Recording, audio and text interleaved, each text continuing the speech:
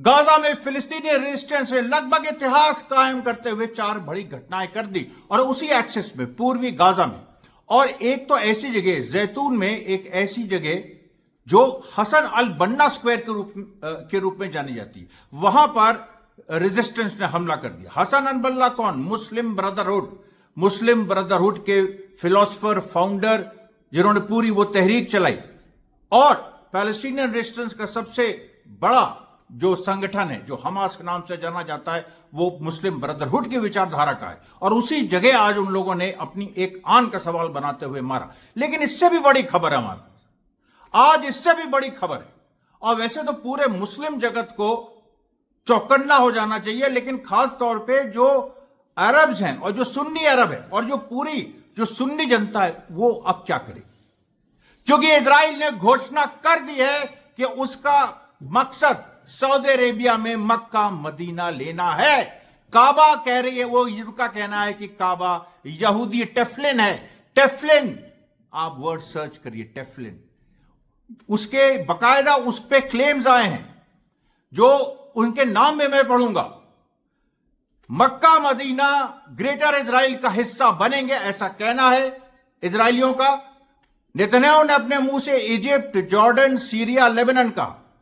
लेकिन जो जूइश जो फिलोसफर्स हैं, हिस्टोरियंस हैं, इंटेलेक्चुअल्स हैं, उनका नाम भी मैं बताऊंगा आपको और आपको पिक्चर्स भी दिखाऊंगा उसकी।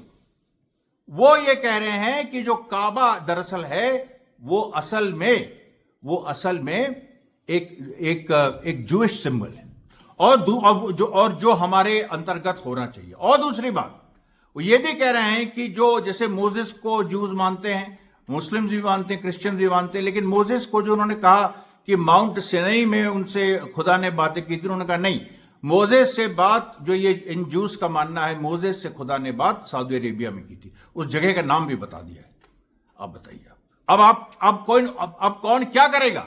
और आपको एक चौंका देने वाली बात बताएं, कुवैत छोटा सा देश, कुवैत ने एक अजीब सा स्टेटमेंट दिया और उसके एक ऑफिसर ने, मतलब एक जो गवर्नमेंट ऑफिसर ने, उसने कहा कि हम इजरायली पासपोर्ट देना बंद कर रहे हैं और ये युद्ध की घोषणा मारी जाए। कुवैत ने इजराइल के खिलाफ युद्ध की घोषणा कर दी और हम लोग को कुछ पता ही नहीं। यहां कोई कहीं मीडिया में कहीं कुछ नहीं आ रहा, बाकायदा मैं उसका वीडियो आपको दिखाऊंगा। उसके बाद स्क्रीनशॉट्स मेरे पास हैं, जो खान यूनिस में जो पिछले कुछ दिनों में जो एक के बाद एक घटनाएं हुई हैं, उसमें फिलिस्तीनी रेजिस्टेंस ने किन बैटल टैक्टिक्स को अपनाया है, किस तरीके से आईडीएफ के साथ भिड़ंत हुई है, वो उसके भी स्क्रीनशॉट्स आपको दिखाऊंगा। आपको याद होगा परसों, देखिए आज 18 अगस्त 2025 है और परसों यानी 16 अगस्त के वीडियो में मैंने आपको स्क्रीनशॉट्स दिखाए थे, जो खास तौर पे जो जैतून के आसपास जो पूरा संघर्ष हुआ था, उसके मैंने अलग अलग स्क्रीनशॉट्स आपको दिखाए थे। और उसको मैंने ये कहते हुए दिखाया था और आज भी कह रहा हूं कि इसमें कहीं भी यूट्यूब गाइडलाइंस का कोई इशू नहीं है। क्यों? क्योंकि हम फिलिस्तीनी रेजिस्टेंस की कहानी बता रहे हैं, हम उनकी साइड बता रहे हैं, हम गाजा के लोगों की, I am telling their side of the story. ये मैं रोज कहता हूं, क्योंकि उनकी तरफ की कहानी बता रहे हैं, तो ये बताना जरूरी है कि अगर वहां पर एक जंग हो रही है, ये सब जानते हैं, अ बैटल इज ऑन, तो उसमें 2 साइड्स हैं, तो ऐसा क्यों हो कि एक ही साइड की रिपोर्टिंग हो, दूसरी साइड की नहीं हो? तो ये देखिए, ये मैं ये करूंगा। और भी बड़ी बड़ी खबरें हैं ईरान को लेके और रशिया और यूक्रेन को लेके, चाइना को लेके, सीरिया को लेके, लेबनान को लेके, पूरे वेस्ट एशिया को लेके बड़ी बड़ी खबरें हैं। लेकिन देखिए, उसके पहले मैं फिर से आपको बता दूं, कुछ दिनों से आप लोगों का समर्थन बढ़ा है हमारे वीडियोस के लिए। मैं चाहता हूं कि आप लोग बड़ी संख्या में, जैसे ही ये वीडियो रिलीज हो, तुरंत आए। आज मैं जल्दी रिलीज करने की कोशिश करूंगा, लेकिन अगर देर भी होती है तब भी। और इसको आप अंत तक देखिए और कमेंट करना मत भूलिएगा। 1000 से ऊपर किसी भी हालत में हमको कमेंट चाहिए। तो देखिए, हम शुरू करते हैं। जो फिलिस्तीनी रेजिस्टेंस ने जो बड़ी बड़ी घटनाएं की, जो देखिए, सबसे पहले अल बरासी अल जैतून में इजरायली मरकवा टैंक को उड़ा दिया गया। और इसमें जो है, ये खास बात इसकी ये रही कि हमेशा वो डुअल वॉरहेड से जो रेजिस्टेंस मारता था, इस बार डुअल वॉरहेड से नहीं मारा है। इस बार मरकवा टैंक की आके आर्मर में, क्योंकि उसको डबल आर्मर है उसमें, तो उसको आप डुअल वॉरहेड से ही मार सकते हैं। लेकिन आज जो हुआ है, अब या तो वो मरकबा टैंक इस तरह का था जो क्षतिग्रस्त था और उसको जबरदस्ती लड़ाई में भेजा गया, जो इजराइल में बड़े पैमाने पे हो रहा है। ये बहुत सारी कंप्लेंट्स आ रही हैं कि तैयारी नहीं है, इक्विपमेंट की कमी है, और फिर भी वहां पर जो सामान है जो उसको भेजा जा रहा है। सैनिकों की ये हालत है तो सामान की बात ही छोड़ दी जाए, तो ये भी हो सकता है। लेकिन आज जो नॉर्मल एक आरपीजी लॉन्चर है, उससे डुअल वॉरेड नहीं, नॉर्मल एक रॉकेट मारा, उससे सीधे जाके वो बिल्कुल बीचों बीच मरकबा टैंक में जैसे लगा है, वो ऐसे, वो बिल्कुल आप समझ सकते हैं कि वो जो जिस फाइटर ने मारा है वो टारगेट प्रैक्टिस कर रहा था शायद, लेकिन वो लग गया। ये देखिए। अच्छा, इसके बाद जो माउंट अल सुरानी, जो अल तुफा के पास जो टीले हैं, मैंने बताया था आपको कि जो इजरायली सेटलमेंट्स हैं और गाजा, उनके बीच जो टीले, तो अल तुरानी में जो ये अल सुरानी जो टीला है, इसमें भी 2 इजरायली स्नाइपर्स थे और दोनों को फिलिस्तीनी रेजिस्टेंस ने मार गिराया। उसके बाद हसन अल बन्ना में क्या हुआ? हसन अल बन्ना जो स्क्वायर है, ये अल जैतून में है और ये ऐतिहासिक स्क्वायर है, लेकिन यहां पर लड़ाई ज्यादा इसलिए नहीं होती क्योंकि ये एक्सपोज्ड है चारों तरफ से। गुरिल्ला वॉरफेयर के लिए ये ठीक नहीं है। लेकिन ऐसी खबरें आ रही हैं कि परसों कुछ आईडीएफ के लोगों ने हसन अल बन्ना, जो कि मुस्लिम ब्रदरहुड के, जैसे मैंने बताया, वो फाउंडर है, उनके शान में गुस्ताखी की, तो उसका बदला एक तरह से हमास ने लिया। हसन अल बन्ना स्क्वायर पर ही एक इजरायली व्हीकल को दोनों तरफ से जाम कर दिया। पहले उन्होंने सड़क में कीले बिछाई, इजरायली व्हीकल वहां उसके टायर पंचर हो गए, और वो इतने स्ट्रांग टायर से कि मतलब बड़ा मुश्किल। अब कैसी वो कीले थी, क्या थी, उसकी तफ्तीश जारी है। लेकिन ये घटना हुई, बीचों बीच वो व्हीकल रुक गई और उसके बाद तड़ातड़ चारों तरफ से गोलियां चलने लगी। हसन अल बन्ना स्क्वायर पे इजराइल को उम्मीद नहीं थी इस तरीके से होगा, इसलिए वो लोग वहां से जान छुड़ा के भागे। उसमें कितने इजरायली मारे गए, क्या हुआ है, अभी उसकी खबर उस तरह से नहीं आई। उसके बाद आप देखिए जो खान यूनिस में जो हुआ। अब खान यूनिस की जो घटना है, उसमें एक तो देखिए जो हामिद राउंड अबाउट में यहां पर सीधे 2 टैंक्स को यासीन 105 और सदामिया। अब सदामिया क्या है? सदामिया भी एक इनोवेशन है, एक फिलिस्तीनी रेजिस्टेंस का इनोवेशन है। तो सदामिया से और यासीन 105 से 2 टैंक्स को निशाना बनाया गया। उसके बाद देखिए जो अल खातिब मॉस्क है, अल खातिब मॉस्क के पास फिर से 2 इजरायली जो कॉन्वॉयज जा रहे थे अपने व्हीकल्स में, उनको निशाना बनाया गया। फिर और इजरायली कॉन्सेंट्रेशंस थे, मतलब इजरायली सैनिक जो छितरे हुए थे, उनको रजूम रॉकेट से निशाना बनाया। और उसके बाद एक लास्ट में मोटर बैराज भी छोड़ा इन जनरल इजरायली जो कमांड एंड कंट्रोल सेंटर है। तो देखिए ये जो वीडियो आया है, ये इसमें डेट नहीं है, पिछले कुछ दिनों में, जैसे पहले आया था उसके बारे में, शुजैया के बारे में जो मैंने बताया था, फिर अल जैतून के बारे में उसके पहले बताया था, आज खान यूनिस के बारे में आया है। और खान यूनिस के बारे में ये पिछले दिनों का है, क्योंकि पिछले 1 हफ्ते से लड़ाई शुजैया और जैतून और यहां कॉन्सेंट्रेटेड, तो खान यूनिस में कुछ दिनों पहले की बात होगी। अब इसका महत्व यह है कि कोऑर्डिनेटेड तरीके से, जिस कोऑर्डिनेशन से फिलिस्तीनी रेजिस्टेंस काम कर रहा है, वो कोऑर्डिनेशन काबिले तारीफ है। और उस चीज को लेके देखिए, एक फिलिस्तीनी रेजिस्टेंस के फाइटर का एक वीडियो भी आया है और उसने बहुत ही मतलब ऐसी बात कही कि मैं आपको क्या बताऊं। उसने पूरे इस्लामिक नेशन को एड्रेस किया। अब देखिए, इस्लामिक नेशन को उसने एड्रेस किया और उसने साफ साफ कहा कि O our nation, we are a proof against you, not a proof for you. May God not forgive anyone who abandoned Gaza and was negligent. हम तुम्हारे लिए हम सबूत हैं, हम जो हैं तुम्हारे खिलाफ सबूत हैं, हम तुम्हारे लिए सबूत नहीं है। यानी कयामत के दिन ये मत कहना कि हम तुम्हारे साथ हैं ना, हम तुम्हारे खिलाफ सबूत हैं।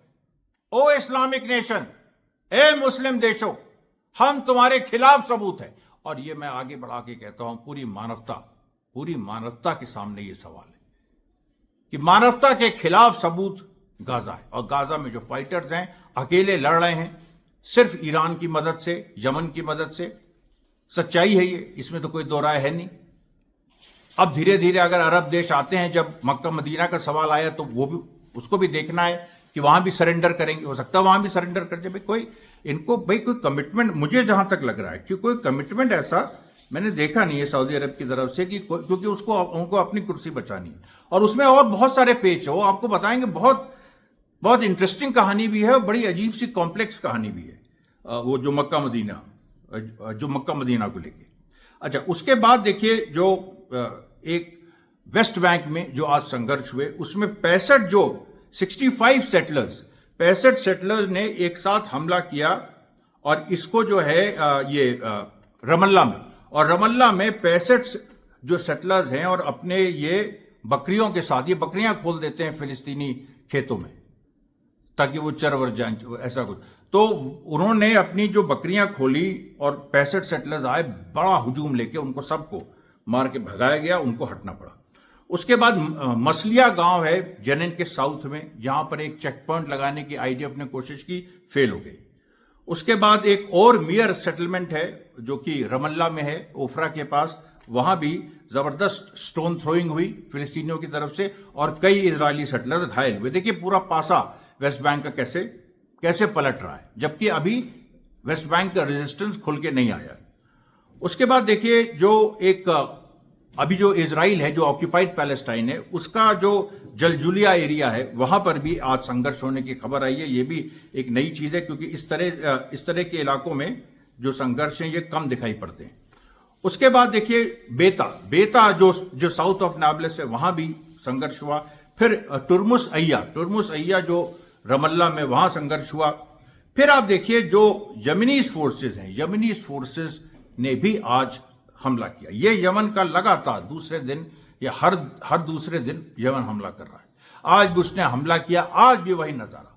हालांकि मिलिट्री सेंसरशिप बहुत तगड़ी है, तो अब वो दिखाया वो कम जा रहा है, लेकिन 5 से 7 लाख इजरायली जो हैं वो लगभग हर दूसरे दिन वो सुबह उनको उठना पड़ता है, सुबह 4 बजे 5 बजे उनको भागना पड़ता है, वो अपना काम मिस करते हैं। और उसमें ये भी आपको हम बताएंगे कि इजरायली इकोनॉमी को ईरान के हमले, और अगर हम 7 अक्टूबर के बाद का छोड़ भी दें तो ईरान के हमले और यमन के हमलों से कितना नुकसान हो रहा है, जो अभी यमन के हमले चल रहे हैं। और ये आपको बताएं, फिर से बेन गुरियन एयरपोर्ट के पास ये इंटरसेप्ट मिसाइल नहीं हुई यमन की, बेन गुरियन एयरपोर्ट के पास गिरी, और इसको लेके फिर से वहां जो यातायात है वो बाधित हो गया। फिर आप देखिए, अब ये इसका नाम जो कुवैती मिनिस्ट्री ऑफ इंटीरियर का कर्नल है, अब कुवैती मिनिस्ट्री ऑफ इंटीरियर का कर्नल, उसका वीडियो आया है बकायदा वीडियो आया है। अब वीडियो देखिए। احنا اليوم دولة الكويت في مرسوم أميري واضح أن الكويت في حالة حرب مع الكيان الصهيوني، فهذا أتوقع كافي للإجابة على هذا الاستفسار. كل خطوة تم اتخاذها من وزارة الداخلية درست جميع الأبعاد القريبة والبعيدة اللي ممكن تكون، وتم وضع الأنظمة وفق هذه الدراسات والتصورات. अब इसमें क्या कह रहे हैं, इनका नाम है अब्दुल अजीज अल कंदारी कह रहे हैं कि सारी nationalities, all nationalities are welcome in our country except the nationality of Israeli occupation word use करें। पहले ऐसा नहीं था कुवैत कि इजरायलीज बैंड थे, अब हो गए हैं। And there is a clear Amiri decree, यानी जो कुवैत के अमीर हैं उनका आदेश है कि Kuwait is in a state of war with the Zionist entity, कि कुवैत एक युद्ध की स्थिति में है, एक युद्ध उसने एक तरह से घोषणा कर दी है इजराइल के खिलाफ। ये बहुत बड़ी खबर है। मैं तो देखिए इसको मैंने थंबनेल में बनाया है, और थंबनेल में मक्का मदीना वाली भी बात है, लेकिन इसको दुनिया क्यों चुप है इस पे, जब कुवैत ने एक तरह से वॉर डिक्लेयर कर दी है। और आपके सामने प्रूफ मैंने दे दिया, जो इस वीडियो को आप जो अरबिक जानते हैं उनसे आप ट्रांसलेट करा लीजिए, आप देख लीजिए कि वो क्या कह रहे हैं। उसके बाद जॉर्डन में भी एक बड़ी घटना हुई, जो महिलाएं निकल आई आज जॉर्डन में, और एक जॉर्डन में पार्टी है इस्लामिक एक्शन फ्रंट की महिलाएं निकल आई, और जॉर्डन में उन्होंने, जो जॉर्डन में लोग गिरफ्तार हुए हैं फिलिस्तीन के समर्थन में, जुलूस निकालने की वजह से, और भी जो हथियारों का एक जखीरा मिला था, ये हुआ था कि जॉर्डन से एक बड़ा हमला इजराइल पे होने वाला है, उस सारे लोग जो गिरफ्तार हैं उनकी रिहाई के लिए महिलाएं आज सड़क में आई। इजराइल के अंदर भी सेटलर्स लगातार डेमोन्स्ट्रेशन कर रहे, रुक ही नहीं रहे।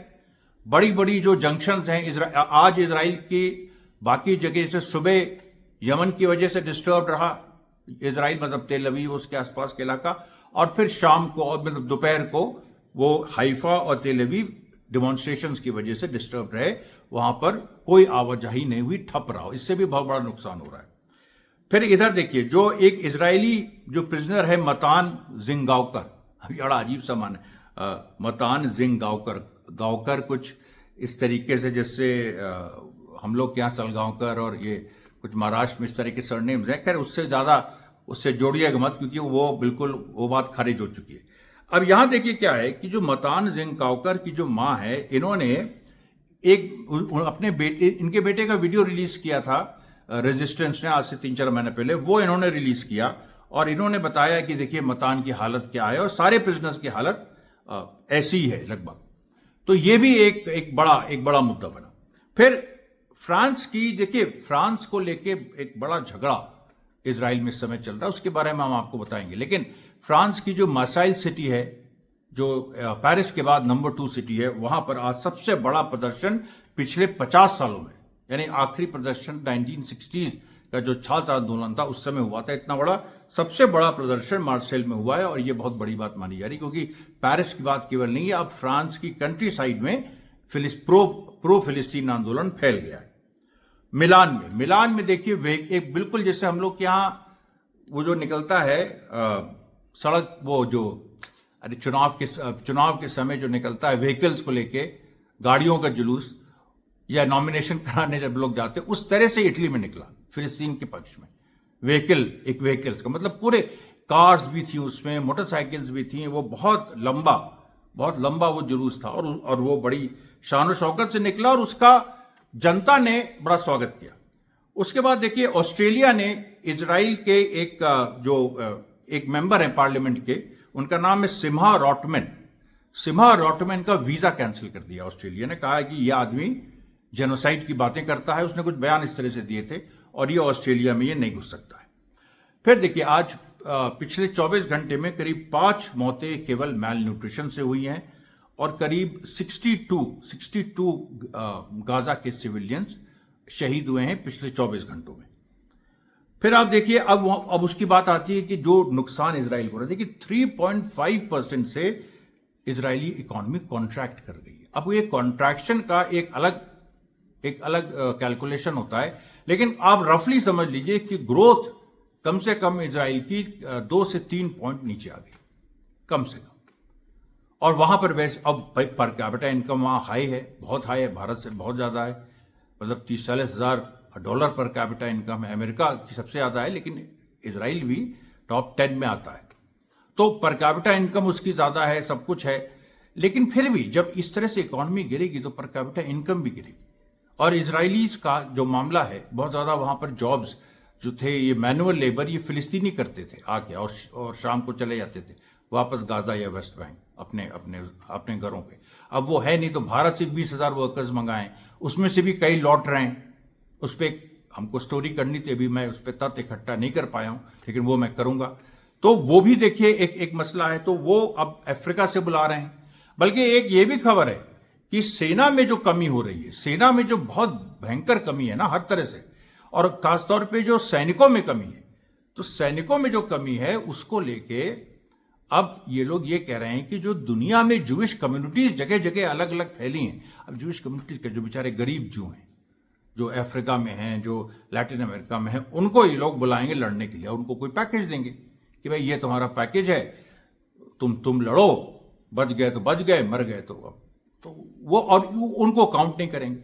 जो इयाल जमीर ने कल कहा, और जो मैंने अब जो ग्रॉक ने इस बात को इसका एक्स का ग्रॉक, उसने इस बात को कहा कि भाई इयाल जमीर ने तो कह दिया है कि 6,000 परिवार शोकाकुल हैं। तो शोकाकुल तो मौत पे होते हैं लोग, इंजरी पे तो होते नहीं। तो 6,000 परिवार अगर शोकाकुल है तो आप समझ लीजिए कि उसमें, और ये बता रहे हैं 988 या 998, तो आप सोचिए कितने सारे ऐसे परिवार हैं जो गायब हैं, जिनके बारे में जो बाहर होंगे या ऐसी कुछ ज्यूइश कम्युनिटीज से होंगे जिनको बताना जरूरी नहीं समझा जाता होगा।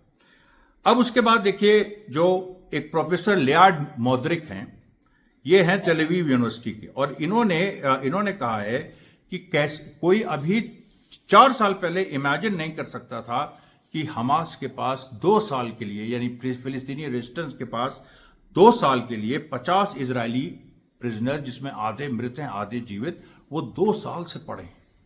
और किसी को उसके और किसी इजरायली फौज में या इजरायली पॉलिटिकल क्लास में इतना दम नहीं है कि वो उनको वहां से निकाल सके। अब आप ये देखिए क्राइसिस, इजराइल की क्राइसिस, और ये जो फिलिस्तीनी रेजिस्टेंस का जो एक बहुत बड़ा मकसद है कि अंदर से इजरायली समाज को तोड़ना, वो कैसे देखिए सफल हो रहा है। उसके बाद ये भी एक बात एक और आई कि जो ईरान इजराइल युद्ध के समय जो बाजान फैक्ट्री इजराइल की नष्ट हुई थी, उसमें पूरी तरीके से उसमें बहुत बड़ा नुकसान हुआ है। और वो ऑयल फैक्ट्री थी, मतलब वो एक तरह से ऑयल रिफाइनरी थी, और उसको जो नष्ट कर दिया है, उससे इजराइल के अंदर जो भी थोड़ा बहुत तेल पैदा होता था, कोई इजराइल ऑयल प्रोड्यूसिंग कंट्री नहीं है, लेकिन थोड़ा बहुत होता था, तो वो भी अब नहीं हो रहा है, बाधित हो रहा है। तो ये भी देखिए एक बड़ी चीज है जो उभर के सामने आई है, और जो इजराइल वॉर का सीधे इंपैक्ट है। उसके बाद एक ये भी खबर आई है, कोई एक अननोन यूरोपियन कंट्री जिसका अभी तक नाम नहीं पता, उसने $1.63 बिलियन के हथियारों का कॉन्ट्रैक्ट किया इजराइल से, लेकिन वो कौन है ये अभी उसका नाम नहीं अब ले रहे। अब आप सोचिए ये हालत, पहले खुल के बात होती थी, अब नाम लेने में भी लोग जो हैं वो हिचक रहे हैं। फिर देखिए, चुनाव की स्थिति आ सकती है इजराइल में, इसकी भी संभावना है, और नेतन्याहू ने एक प्लान सोचा है, और वो प्लान ये है कि हम कुछ ऐसा करें कि जो कुछ नई एक राइट विंग पार्टी बनाए, ताकि राइट विंग वोट स्प्लिट हो जाए। वो राइट विंग जो पहले नेतन्याहू के साथ था, इस बार उसका विरोध कर सकता है, हरेदी पार्टीज। तो हरेदी पार्टीज जो हैं वो जो विरोध कर सकती हैं, तो एक और ऐसी पार्टी खड़ी करी जाए जो वोट स्प्लिट करते। दूसरा, स्मोत्रिच और बेन-गिविर भी नेतन्याहू से नाराज है कि वो जो गाजा इन्वेजन कर रहा है वो एक्चुअली वो है फर्जी इन्वेजन, और वाकई वो फर्जी इन्वेजन वो मैंने आपको बता दिया है। उसमें जो गाजा सिटी को घेर के और फिलिस्तीनियों को विस्थापित करने की बात है, वो कभी इंप्लीमेंट ही नहीं हो सकता, बेकार का प्लान है। दुनिया भर ने उसको कंडेम भी कर दिया है, और बेन-गिविर और स्मोत्रिच कह रहे हैं कि ये आग में धूल झोंकने के लिए हो रहा है, इससे कोई फिलिस्तीनी डिस्प्लेस नहीं होंगे, इससे और ज्यादा रेजिस्टेंस मजबूत होगा। तो वो भी बात है, तो उसको लेके लेकिन राजनीतिक गहमागहमी देखिए कैसे तेज हो गई है। उसके बाद देखिए, जो United Nations office for coordination of humanitarian affair है, उसने कह दिया है, और ये कई एनजीओ स्टैंड ले रहे हैं कि कोई भी स्थिति हो, हम गाजा सिटी को हम खाली नहीं करेंगे। ये भी देखिए बड़ी बात है। उसके बाद नॉर्दर्न आयरलैंड, अब ये ग्रेट ब्रिटेन, देखिए ग्रेट ब्रिटेन एक देश है, लेकिन उसके लगभग 4 हिस्से हैं, नॉर्दर्न आयरलैंड, स्कॉटलैंड, वेल्स और इंग्लैंड। तो ग्रेट ब्रिटेन है एक तरह का यूनियन ऑफ स्टेट्स है, लेकिन नॉर्दर्न आयरलैंड, स्कॉटलैंड और वेल्स इनकी अपनी पार्लियामेंट है। तो इन्होंने ब्रिटिश प्राइम मिनिस्टर से कहा है कि इजराइल के खिलाफ सैंक्शंस तुम क्यों नहीं लगा रहे हो, जल्दी से इजराइल के खिलाफ सैंक्शंस लगाओ। और अब हम उस कहानी पे आते हैं। देखिए, वो जो कहानी है जिसमें मक्का मदीना को भी इजरायली क्लेम करते, ये मुझको भी नहीं पता था। और नेतन्याहू ने जो इजिप्ट, जॉर्डन, सीरिया की बात की, वही केवल ग्रेटर इजराइल नहीं है। ग्रेटर इजराइल का मतलब सऊदी अरेबिया भी है, और मक्का मदीना खास तौर पे। और इसको लेके देखिए, जो थियोडर हर्जल, ज़ायनिज्म के founder Theodor Herzl, David Ben Gurion जो इजराइल के पहले प्राइम मिनिस्टर, और अब नेतन्याहू, इन सब लोगों ने इस तरह की बात की है कि नाइल से लेके यूफ्रेटिस तक ये पूरा इलाका इजराइल है, ग्रेटर इजराइल है। इजिप्ट से लेके यूफ्रेटिस यानी इराक तक ये पूरा इलाका इजराइल, इसमें लेबनान, सीरिया सब आ जाता है। लेकिन एक दूसरा पहलू भी है, और वो दूसरा पहलू ये है कि एक एक्सट्रीमिस्ट इजरायली राइटर हैं जो जिनका नाम देखिए डेनिस एवी लिप्किन, डेनिस एवी लिप्किन इनका नाम है। अब डेनिस एवी लिप्किन ने बाकायदा किताब लिखी है। इन्होंने कहा है कि जूडाइज्म, क्रिश्चियनिटी और इवेंजेलिकल, इनमें एक यूनाइटेड फ्रंट होगा, और ये यूनाइटेड फ्रंट और उसमें इजराइल लीड करेगा, ये सऊदी अरेबिया को कैप्चर करेगी और वहां पर जो काबा है, काबा है ही नहीं मुसलमानों का, काबा एक तरह से टेफलिन है, एक ब्लैक बॉक्स है, और जूइश रिलीजन में ब्लैक बॉक्स का एक खास महत्व है। अब इसमें और डिटेल नहीं दिया, इस किताब को पढ़ना पड़ेगा जो डेनिस एवी लिप्किन ने लिखी, और मैं इसका अध्ययन करूंगा कि उसने क्या लिखा है, किस तरीके से। अच्छा, उसने ये भी कहा है कि प्रॉफिट मोसेस जो हैं माउंट सिनई में उनकी खुदा से बात नहीं हुई थी, अल्लाह से बात नहीं हुई थी, उनकी बात हुई थी एक सऊदी माउंट अल लौज है, माउंट अल लौज ये सऊदी अरेबिया की सिटी टाबुक, वहां पर बात हुई थी, और वो ज्यूस के लिए बहुत महत्वपूर्ण है, और वहां उसको भी हमको ये कब्जा करना है। और देखिए, जब हम ये सब बातें कर रहे हैं तो ये बातें समझना जरूरी है कि ये सब एक बड़ी कॉन्स्पिरेसी का पार्ट है। एक्चुअली ये इंपीरियलिज्म की, कैपिटलिज्म की कॉन्स्पिरेसी है। ज्यादा से ज्यादा जो जमीनें हैं उन पे गुलाम बनाते जाओ, ताकि अब वो ड्रामा भी ना रहे कि हमको कुछ राइट्स, डेमोक्रेटिक राइट्स देनी है, हमको ये देना, अय्याशों की, अमीरों की पूरी दुनिया बनेगी। और उसमें जो है, जो अभी उनको मुस्लिम के नाम से दबाया जाएगा, फिर आगे नॉन मुस्लिम कंट्रीज को भी दबाया जाएगा। लेकिन ये जो इनकी पूरी थ्योरी है, ये इसके काम आ रही, ग्रेटर इजराइल वाली। ग्रेटर इजराइल कोई जूस, आम जू का या उसका गरीब जू का कोई फायदा नहीं, वो तो मर रहा है। लेकिन यहां पर जो अमीर धन्ना, जो मतलब एक तरह से ग्लोबल एलीट है, जो न्यू वर्ल्ड ऑर्डर चाहता है, और न्यू वर्ल्ड ऑर्डर अब ऐसा चाहता है क्योंकि अमेरिका को लग गया है कि वो अब न्यू वर्ल्ड ऑर्डर तो अब वो जो जिसमें अमेरिका की डोमिनेंस होनी थी वो तो खत्म हो गया। अब चाइना, रशिया उभर गए हैं, ईरान उभर गया, ईरान ने धूल चटा दी, तो अब वो संभव नहीं है। भारत भी उभर रहा है, अब वो संभव नहीं है। तो फिर ये कि अब कुछ इलाकों को गुलाम ही बना दो, पहले की तरह, जैसे आजादी के पहले 19th सेंचुरी में था। और अब मैं जो शुरू से कह रहा हूं, और गुलाम बना के उनका दोहन करो, उनके सारे राइट्स ले लो, उनको बिल्कुल जैसे स्लेव सिस्टम होता था उस तरह का पूरा समाज बनाओ। अभी आप लोगों को देखिए, बहुत लोगों को ये समझ में नहीं आ रहा है, क्योंकि बहुत सारे लोग मिडिल क्लास लाइफ लीड कर रहे हैं, आप मिडिल क्लास लाइफ लीड कर रहे हैं, वो सोचते हैं हम स्लेव कैसे हो जाएंगे, लेकिन हो जाएंगे। क्योंकि हमारे पूर्वज भारत में जो 18th सेंचुरी में मुगल इकोनॉमी दुनिया की नंबर 1 इकोनॉमी थी, इतने अमीर थे हम लोग सब, हमारे सारे पूर्वज, और उसके बाद जो हुआ वही लोग गुलाम हुए। आप अपने दादा की, परदादा की, परनाना की कहानी सुनिए। अगर अंग्रेजों के दलाल वो नहीं थे तो उनकी क्या स्थिति थी आर्थिक, और कैसे वहां से वो निकले और आज इस स्थिति में पहुंचे। ये सारी जो बातें हैं ये देखिए। अच्छा, तो ये जो किताब है, मैं फिर कह रहा हूं कि ये डेविड बेन गुरियन ने भी इस किताब के लिखे जाने के पहले 1937, क्योंकि किताब 2012 में लिखी गई, और उसके पहले डेविड बेन गुरियन जो 1948 में इजरायली स्टेट बना, उसके पहले प्राइम मिनिस्टर, उन्होंने 1937 में यह बात कह दी थी कि we must expel the Arabs, occupy their places and prepare for their forced displacement from their countries. यानी अरब के लोगों को, हम लोगों को कब्जा करके उनको हटाना ही है, यह हमारा अल्टीमेट गोल है।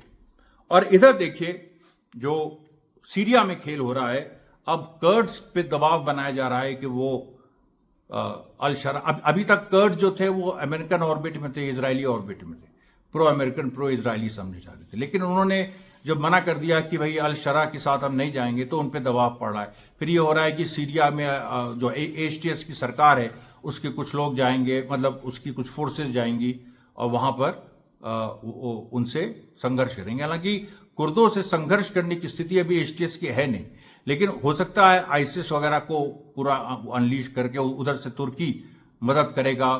तुर्की पता नहीं किस खाम ख्याली में कर रहा है, क्योंकि वहां पर देखिए तुर्की में जो 1453 में जो ऑटोमन सुल्तान, उन्होंने जो कॉन्स्टेंटिनोपल जो कि क्रिश्चियन शहर था उस पर कब्जा किया था, और वहां पर अब मस्जिद है, तो उसको अब मस्जिद को हटा के फिर से चर्च बनाने की भी बात है।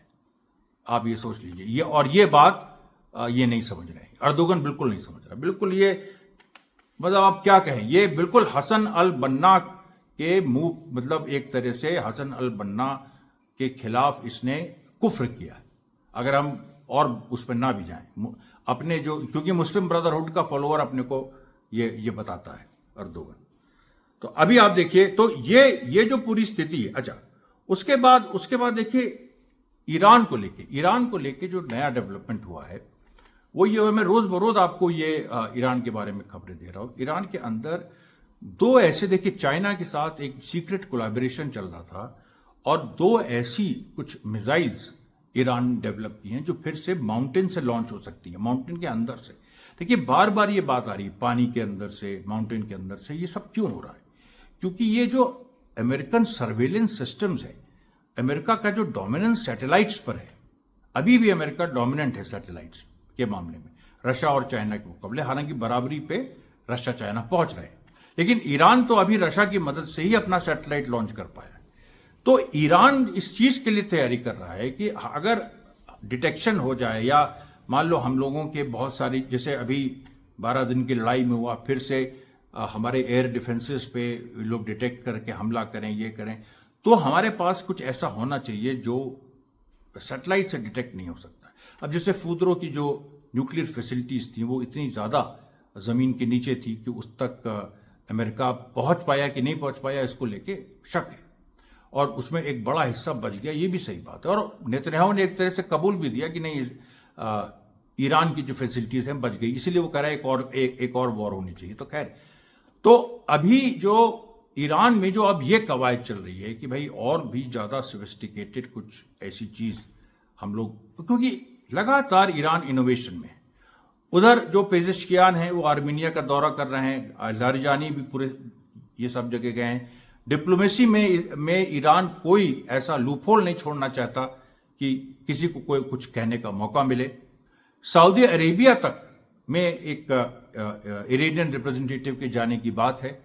और ये मैं आपसे कह रहा हूं कि जो मैंने अभी आपको ये पूरा कहानी ब्रेक की है मक्का मदीने वाली, इसकी भी गूंज बहुत दूर तलक जाएगी। और ये भी देखिए बहुत जल्दी चर्चा में ये सारी चीजें आएंगी। देखिए इन लोगों का टारगेट है ये पूरा, इसको नष्ट करें मक्का मदीना को, फिर इराक में नजफ करबला को।